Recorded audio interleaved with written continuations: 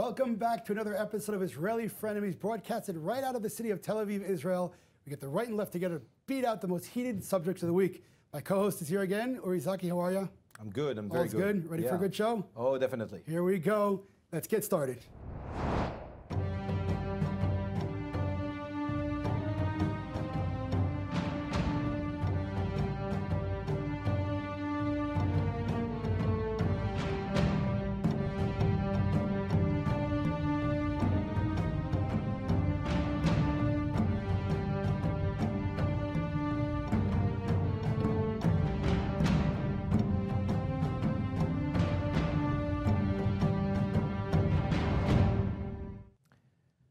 This week in Israel, there was a very heated debate coming from the Zionist religious camp, attacking the chief of staff of the Israeli military, Major General Gadi Eisenkot, and the IDF for allowing, for having women participate in the combat units of the Israeli military. Now, Ari, one of our most the things we take pride of is the IDF and the fact that all sectors of the Israeli society, and honestly also the two genders in the Israeli and any society, are participating. In the past, women did not take part in combat units, and they served more in secretarial positions. Now there is a very, what I think, a welcome change where more and more women are serving in combat units. This is done after the IDF prepared the units and only combined women in units that their physical abilities allow them to do that, like in the Air Force and other field units. But the rabbis, some members of Knesset from the Beit Yehudi party, Smotrich specifically, and others, and some organizations saying this will spoil the military. Women should be isolated, should be separated from men. I think it's horrible. I think that's a kind of a Iran-style line that we should not endure in the IDF. I'm happy to hear that some other leaders from the religious camp are not in agreement with that and are backing the chief of staff for his welcome change, and I wonder what you think about it. So let me just get my thoughts out and explain to you a couple of things, a couple of corrections. Number one, they didn't attack the army, they didn't attack the Ramatkal, the head of the army. What they said was that if they force these students who are religious Orthodox to serve together with women, that they should not go. That was said.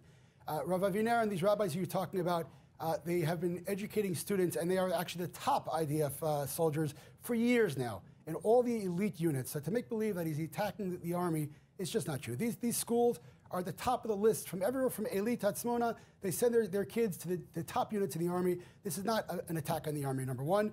Number two, they did not say at all about women serving in the army. This was talking about mixed units, number one. And then there was a new officer who was in the Air Force who neither the rabbi nor B'Tzalel Smotrich of the National Union Party did not say that it's bad that she's in that office at all. In fact, they sent her their blessings. What they did say, and they demonstrated about, was exactly what you spoke about afterwards. This idea of erasing of definitions, the erasing of nature, the erasing of morality, the erasing of male and female. Now, what you said in terms of men and women doing together, well, I'm going to give you a couple of facts. For instance, there's a WNBA. There's a women's basketball league. Why? Yeah, but I'm going to ask you. In the American military, let me finish. In the Marines and in the Air Force, men and women serve together. And you know that. Uri, I let you speak. Let me finish. What's the NBA has to do with it? Let me finish, okay? In the Olympics, there's women's sports and there's men's sports. There's the Women's Baseball League. There is separation. There is clear differences, physical, between men and women. In fact, what they said was... Why can't... What B'Tzalel Smotrich is not okay, a member of Knesset from the Beit Yehudi, that a commander of an air brigade is not allowed to serve? Uri, it's not going to work this way. What they said is that if you allow people, women, to go into units where there's a certain level of physical need, and they cannot meet the lead, you are bringing down the army. For example, in the test to go into certain units, which I did, there's a wall that you have to get over. When women started going into those units, they put a stool by the wall. As I said, the military prepared only to units. Without due respect, the question is like this. We are not the Revolutionary Guard of Iran. This is the Israeli Defense Force. Libel as much as you want. Not these crazy ayatollahs that are developing here. Listen, here. The fact this that you see Judaism a democratic like free Iran nation. is your problem. For example, now here's the big thing that really kills me. Leftists like yourself, you don't really care about women's rights. We don't care about women's rights. I'm going to prove it to you. You don't care about women's rights. For example, you don't care that 1 out of every 6 women are complaining about sexual assault in the army. You don't care. Right, you don't care. Instead you of don't fighting, care. There are care secretaries that are serving coffee, and Thank that's you. what you I am and your friends want to keep on going. I am talking about women in battle stations. We regard women as not equals, secretaries. not like the ayatollahs of Iran. Then why do you have a WNBA? What Why does it have to do with anything? Why are women not playing in the American military, in the Marine Service, and in the Air Force? Women serve together with men. Why are women not playing the basketball NBA? doesn't have anything to do with it. Of course it does. Why Take the American military, not the basketball league. What does it have to do with anything? Why is there a WNBA? It's unbelievable. Are you equal or not? Ayatollahs are taking over Israel. The Ayatollahs, Revolutionary Guard, is taking over Israel. You are a messianic, not me. In a mask of so-called Jewish values, values that are not Jewish at all. Who says? You? Yes, me. You. Me, I know more about Judaism more than you and your Ayatollahs. Your Ayatollahs that want to prevent women to serve together in equality with men. And you are attacking, you and your friends, the chief of staff. You say you're so patriotic and you love the military. When the chief of staff does something for equality and democracy, you go against him. No, so again, let's clear the Unbelievable. Let's clear the Unbelievable. Unbelievable. It's all fake. It's all fake. It's all fake. It's all fake. You are fake news right now. You are making this country into a fundamental messianic nation, much like Iran. That you are so against. You know why you're so much against Iran? Because you resemble Iran. You resemble Iran. The problem is people like you want to make deals with Iran. You want to make deals with an terrorists. Islamic republic, a Jewish republic, not a democratic you defend the Jewish state. You are the messianic. You defend the terrorists. والآن قلنا لا لترامب ولغير ترامب لا لن نقبل مشروعه.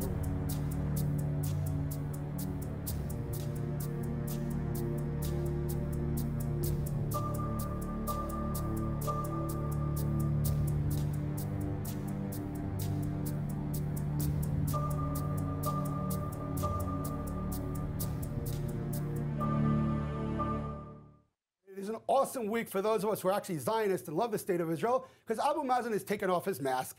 And the problem is now that Abu Mazen has finally said what we all know already for 70 years, if not more, that the Arabs do not want or accept the rights of Jews at all. So Abu Mazen opened his mouth again, the terrorist in his suit, like I like to call him, and he said Israel has nothing to do with the Jewish people. Of course, there are a bunch of sayings that he talks about the Jews have filthy feet. He talks about giving money, millions of shekels, to terrorists, pay them for kill money.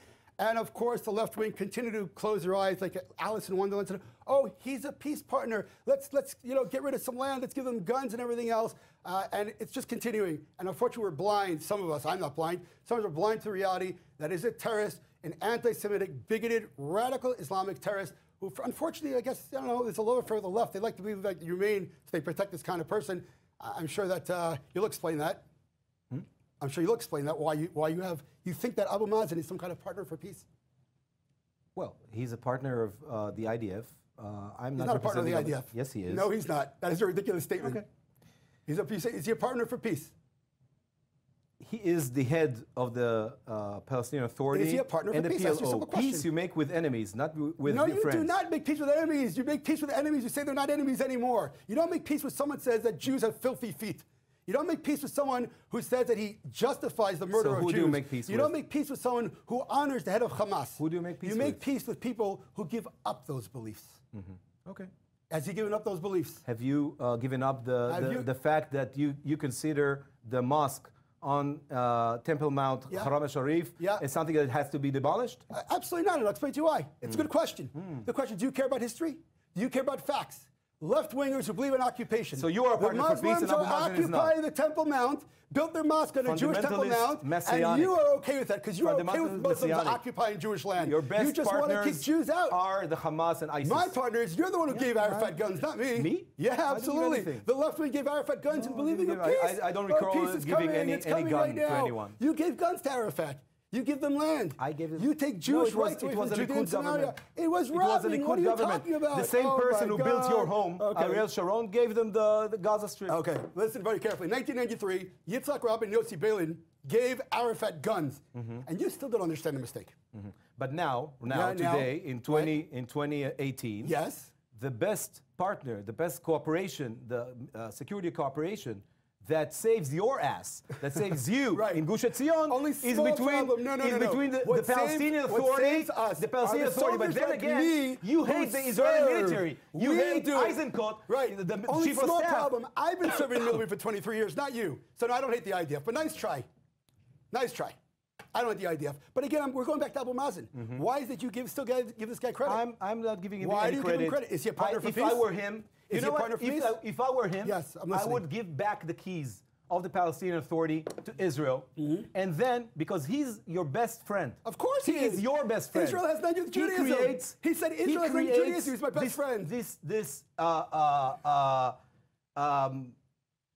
image of a sovereign state where he doesn't control anything. Again, you think that he cooperates a good person. With the Israeli military and security service a man who on called security. The murder of a rabbi last week. If I were him, a good operation. If I were him, I would give back the keys to Israel, having the civil administration back, running back Nablus and Ramallah and all these cities, and get over with it. But he doesn't do that. You know what he does, Uri? What he does? He praises terrorists who slaughter Jews, and he says that it's okay to slaughter Jews, and he praises blood that's spilled.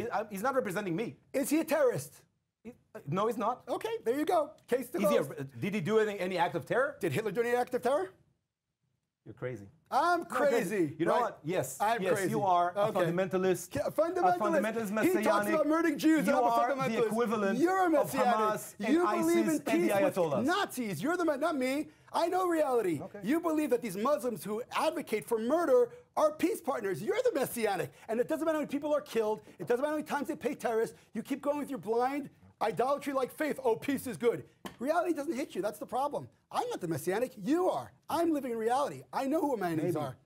Why do you excuse him for calling I'm the not Jews excusing him for anything. I'm not the government. Why do you think he's not a terrorist? The government is a right-wing government. He's not a terrorist when he calls for the Jews. What do you care what I think? You have the government. Of course I care. Your party is in the government. Of course I care, because you're why not taking him over? You're controlling the territory. We'll get Bibi Netanyahu and we'll discuss it. But I'm talking about you, your left-wing ideology now. I'm not talking about ideology. My ideology is to save Israel from a messianic, crazy, I don't believe in peace with him. Apartheid approach. You do. I don't believe in peace with him. You do.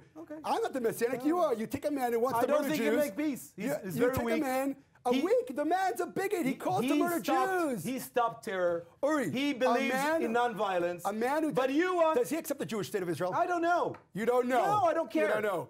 You don't know. I don't care. You don't care. I do not care. Does he care. call for the murder of Jews? Did Sadat accept the Jewish state? Yes, he did. How do you see that? Because that's when he came to make peace. Abu Mazen came to Jerusalem many times. Yesterday he doesn't accept the Jewish state of Israel. And you think Sadat would say that?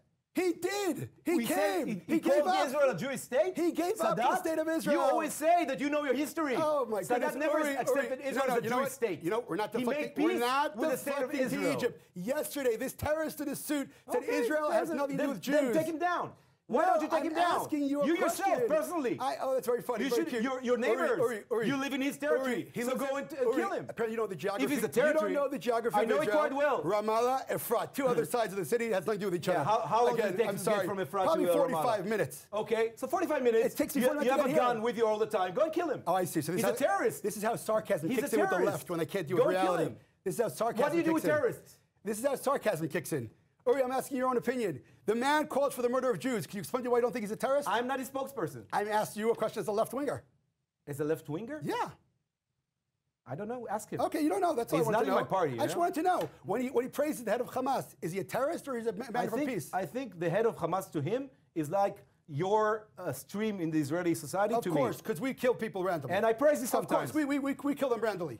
Right, we have a charter to annihilate someone. First of all, I don't know. Do we have a charter to annihilate anyone? Some people associated with your circles did kill some people. That's not what I said. Don't deflect. You say such stupid things and you deflect. Does my people have a charter to annihilate another people? Yes or no? We heard.